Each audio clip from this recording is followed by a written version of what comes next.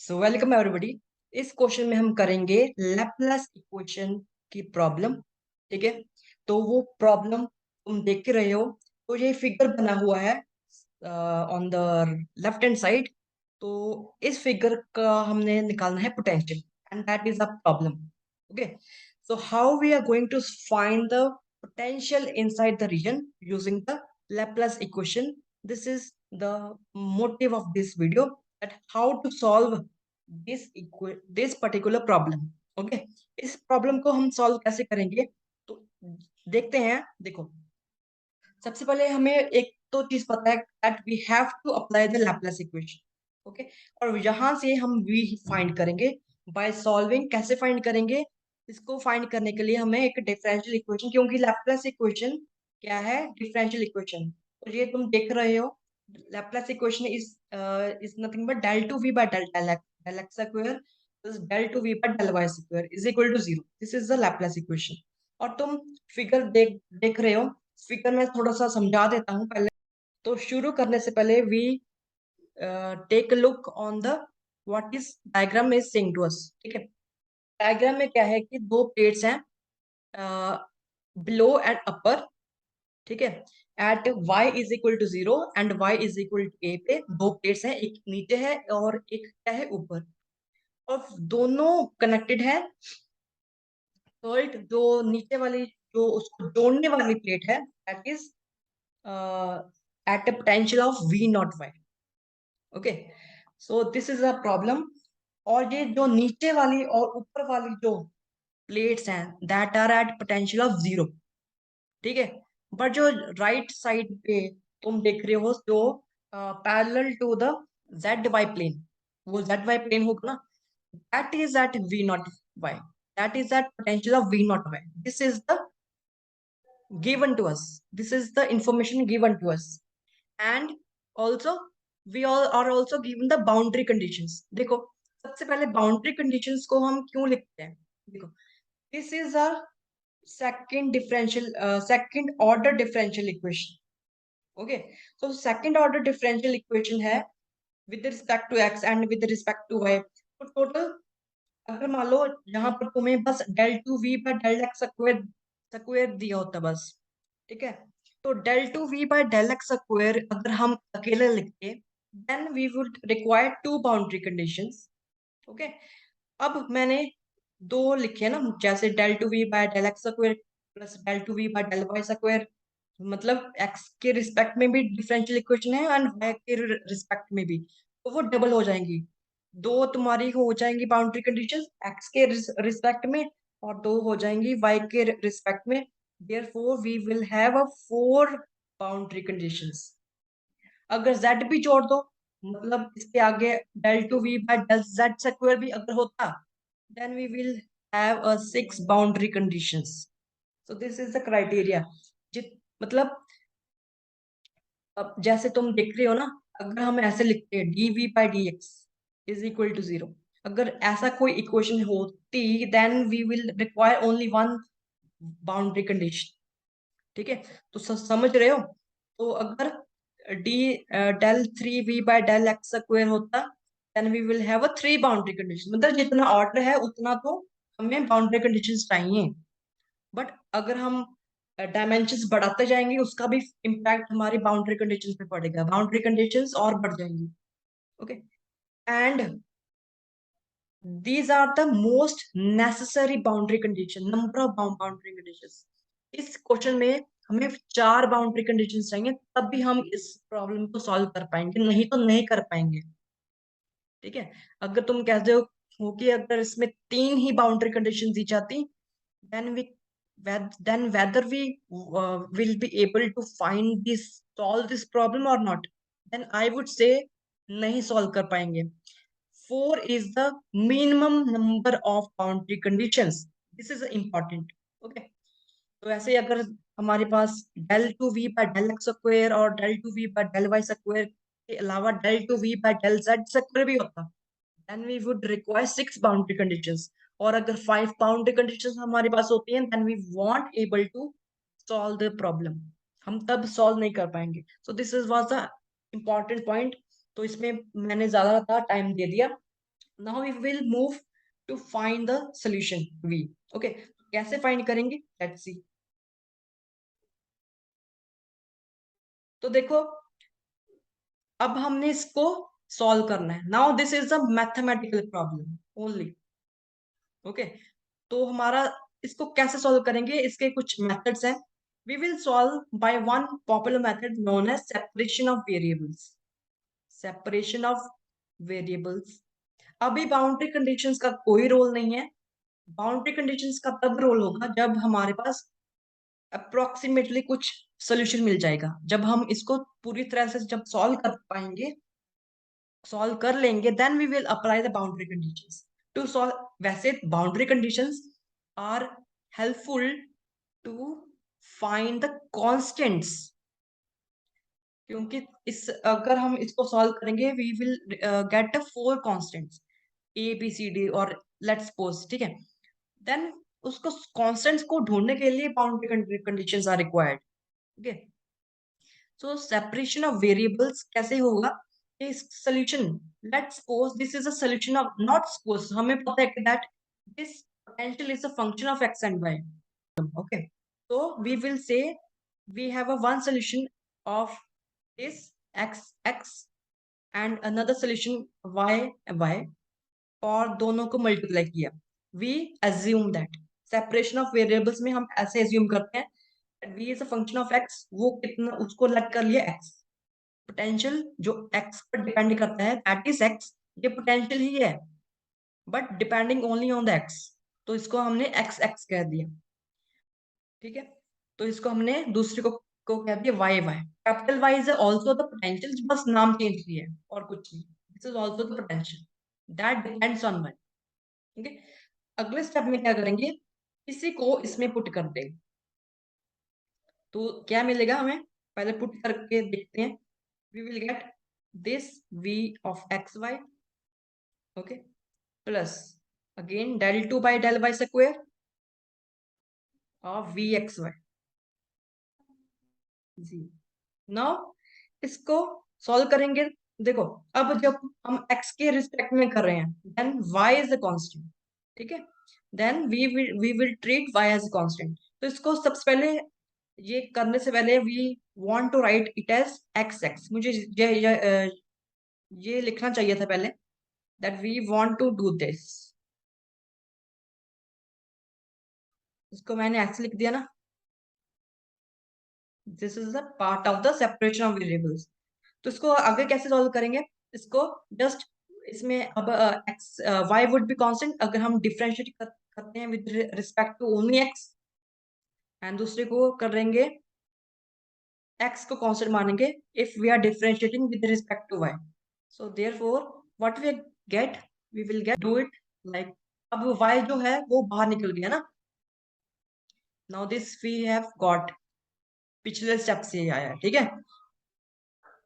यहाँ पर x of x आ जाएगा, del two y by del Y square is equal to 0.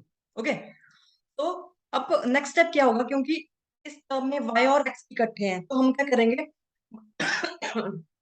हम क्या करेंगे, x और y से मल्टीप्लाई डिवाइड कर देंगे. अगर इसको मैं x और y से डिवाइड करूं, देन y कैंसिल हो जाएगा ना. Then I will get only x in the first term. तो this is better to write in this way. ठीक है, सिमिलरली यहाँ पर मुझे, अगर यहाँ पर भी एक्स वाई से मल्टीप्लाई करूंगा, सॉरी डिवाइड करना है, I will get one by y, del two y by del Y square. तो ये तो बिल्कुल तुम्हें समझ लग गया होगा ना. अब करना क्या है, इसको मैं दूसरे साइड ले जाता हूँ. ठीक है, तो ये बन जाएगा 1/x del two x over del x square of x is equal to -1 of y del two y by del Y square. ठीक है, इसको कैसे कर दिया. No, what I can do now, इसको मैं कांस्टेंट मान लेता हूँ क्योंकि ये दोनों इक्वल हैं. तो इसको मैंने कांस्टेंट मान लिया. इसको मैंने, let's suppose I call it c1, और इसको मैंने मान लिया c2. अच्छा, एक स्टेप, ठीक है, ये है c2. तो मुझे क्या मिल गया, तो I can write c1 plus c2 is 0. क्योंकि ये क्या है, C1 is equal to minus C2, ठीक है ना। तो इसको मैं ऐसे भी लिख लिख सकता हूँ, C1 प्लस C2 इज 0। अच्छा, ये अब सोचना है हमें कि ये कब पॉसिबल है कि C1 प्लस C2 0 हो जाए। इफ ओनली इफ C1, अगर इसको मैं के स्क्वायर मानूं, ठीक है, और C2 को मानना पड़ेगा मुझे माइनस के स्क्वायर, तभी तो, अगर प्लस करूंगा तभी तो 0 आएगा C1, क्योंकि this condition we have to follow. ये कंडीशन कहाँ से आई, ये कंडीशन मैंने सॉल्व अभी की, ठीक है, I have obtained by doing this calculations. तो वहां से C1 प्लस C2 0। तो अब जाकर हम C1 को, लेट्स कुछ भी मान सकते हो, I have assume it to be k square, और C2 को मान लिया माइनस के स्क्वायर। ना अब जो हमारे पास, हम इसको अलग लिख सकते हैं, that del two x by del x square, क्योंकि मैंने अलग कर दिया ना, सेपरेट कर दिया। यही मेथड है सेपरेशन ऑफ वेरिएबल्स है, मतलब वेरिएबल्स जो एक्स एंड वाई है दैट आर सेपरेटेड, और एक को मैंने मान लिया के स्क्वायर।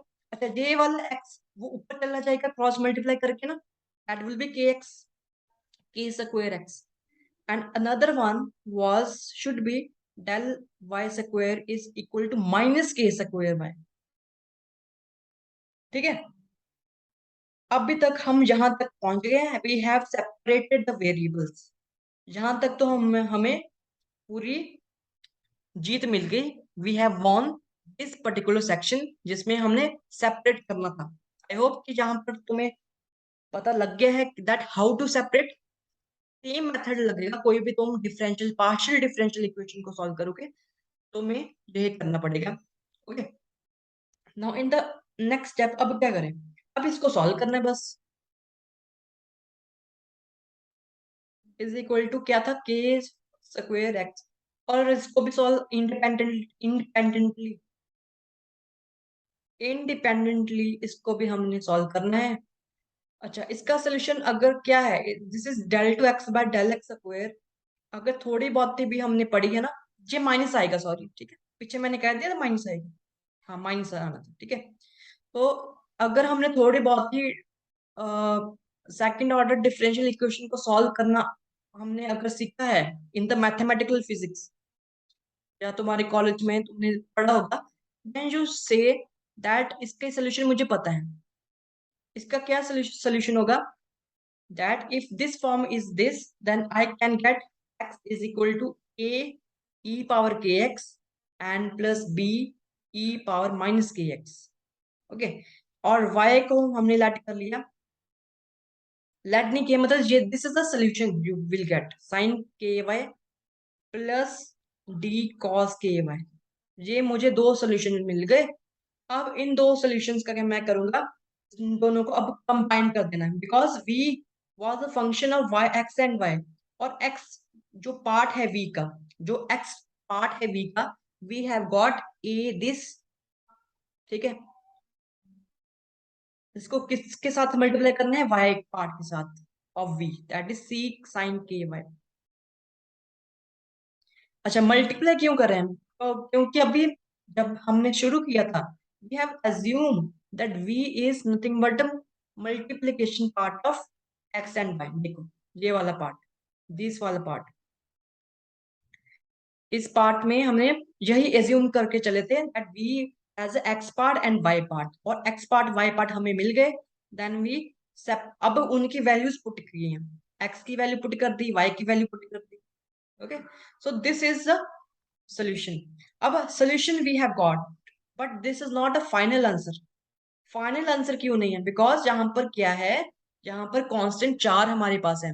अब हमारे पास आता है यूज करने का बाउंड्री कंडीशन, जो मैंने पहले बहुत ज्यादा एम्फसाइज किया है। Then we have to find the four constant A B C D. So how we are going to do that, देखो अब बाउंड्री कंडीशंस क्या थी, पहली जो इसमें जो तुम्हें बाउंड्री कंडीशन दी थी, that was v is zero, sorry v is zero as x tends to infinity, ये फोर्थ बाउंड्री कंडीशन। अगर तुम पीछे जाके देखोगे, then you will get this was the fourth boundary condition. देखो इन्फिनिटी पर v इज जीरो, ठीक है। और हमारा सोल्यूशन क्या था, हमारा सोल्यूशन यही था that a e k x plus b e minus के X and your c sine क्या था, c I will say c cos c sine के Y plus d cos K Y. अब देखो ये जो बाउंड्री कंडीशन कंडीशन मैंने सबसे पहले क्यों यूज करी है, क्योंकि ये अगर boundary conditions we have to apply then what we see that A तो ए मस्ट बी जीरो, ठीक है। क्योंकि जहां अगर x इन्फिनिटी है एंड v जीरो होना चाहिए, देन बट वी नो अगर इसमें हम पुट करेंगे infinity, this tends to infinity, ठीक है। तो हमारा पोटेंशियल भी कितना आ जाएगा, इनफाइनाइट। तो इनफाइनाइट तो पॉसिबल ही नहीं है, बाउंड्री कंडीशन हमारे कुछ और कह रही है। दैट इज सेइंग जब x इनफाइनाइट हो जाएगा देन v इज जीरो, मतलब ये तो पॉसिबल नहीं, सोल्यूशन हमारे हो ही नहीं सकता। क्योंकि अगर इसको हम सोल्यूशन माने कि ए हमारा कुछ नॉन जीरो क्वांटिटी है, then this term will blow up. Blow up means it, हमारा v क्या हो जाएगा, tends to infinity, that is not acceptable. So this in this way we are saying a is zero, क्योंकि जब a zero होगा तब ये पूरी जो क्वांटिटी है वो ब्लो अप नहीं होगी। देन वी से दैट अगर अच्छा a अगर जीरो है, now my solution looks like this. अब मेरा सोल्यूशन ऐसा मिल रहा है मुझे, ओके, ऐसा सोल्यूशन मुझे मिल गया। अच्छा अब कांस्टेंट को मल्टीप्लाई कर दो बी सी, ठीक है। तो मल्टीप्लाई कर दो, now we can get B C e minus के एक्स, ठीक है, एंड साइन के Y plus B D e minus के एक्स कॉस के वाई। अच्छा अगर अब बीसी क्या है, बीडी क्या है, दीज आर कॉन्स्टेंट्स, उनका मल्टीप्लीकेशन भी क्या हो जाएगा, constant. So it is better to write C only, okay. क्योंकि जब हमने ये लिखा ना इट इज सी, बीसी को सी मान लिया, दैट मीन्स देखो सी भी तुम्हें पता नहीं कौन सा, इसकी वैल्यू नहीं पता ना सी, तो इसको जहां तुम सी डैश मान लो जहां सी भी मान लो तो उससे कोई फर्क नहीं पड़ेगा कैलकुलेशन में, तो कुछ भी मान सकते हो। इसको सी को अंदर लेना पड़ेगा एंड डी को अंदर लेना पड़ेगा, ठीक है। अच्छा चलो इसको कॉमन था ना, ये बात कॉमन है, okay. Now this is the part we have get that D को भी हमने इस लॉजिक से उड़ा दिया, बिकॉज बीसी ये भी अननोन है ये भी अननोन है, फर्क क्या पड़ता है, ठीक है। तो we get C as a C prime as a new constant and D prime as another constant, ठीक है। क्योंकि सी प्राइम बी अननोन है, सी भी अननोन है, it is better to write C, जैसा मुझे मर्जी कर लो, ठीक है। तो अब क्या करेंगे, now we have got the solution. अब इसमें कुछ एक दो और बाउंड्री कंडीशन देखेंगे जिससे हमें पता लगेगा दैट इसमें कोई कांस्टेंट भी जीरो हो रहा है कि नहीं हो रहा है। अगर तुम गौर से देखोगे then if we use this boundary condition which says v is zero when y is zero, ये हमारी फर्स्ट बाउंड्री कंडीशन है that v is zero when y is zero. तो इससे कुछ मिलेगा, तो देखते हैं क्या मिलेगा, मुझे भी नहीं पता क्या मिलेगा। सो आई विल गेट, इसमें हम पुट करते हैं, ठीक है। सो v ऑफ एक्स वाई अब क्या बना था, मेरे पास आया था e माइनस के एक्स सी साइन के Y plus D cos k Y. अब जब ये मैं फर्स्ट बाउंड्री कंडीशन लगा रहा हूँ, if v of zero at is zero, then I will say that v zero comma y. अच्छा y जीरो था, y जीरो था, सो x कॉमा जीरो, ठीक है। तो ये थोड़ा रब कर देता हूँ इसको,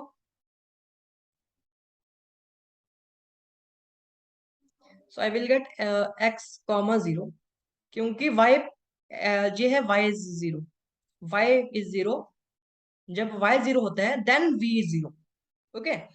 सो just put the values of y is zero, अच्छा, sine K zero is zero and D this is cos K A, के टाइम जीरो, ठीक है, एंड दिस इज द, यहां पर भी जीरो आ जाएगा।